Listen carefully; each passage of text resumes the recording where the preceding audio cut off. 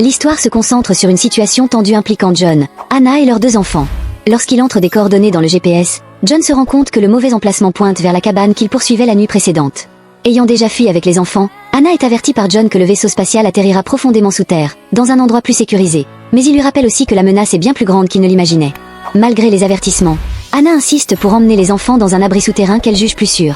Les choses prennent une tournure dramatique lorsque des hommes en noir apparaissent soudainement et enlèvent les 2 enfants en un éclair.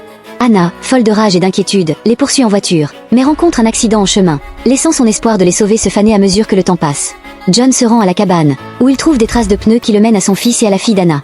Alors qu'il arrive sur place, des hommes en noir l'entourent, et à ce moment-là, un vaisseau spatial géant apparaît soudainement dans le ciel.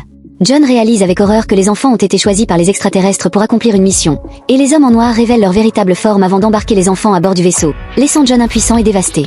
Le film se termine par le retour de John chez lui, où il passe ses derniers moments avec sa famille, acceptant son sort.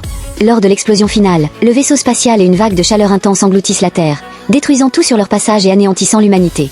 Cependant, les 2 enfants réapparaissent alors sur une autre planète, où ils sont destinés à poursuivre la civilisation humaine, offrant un espoir de renouveau pour l'avenir de l'humanité.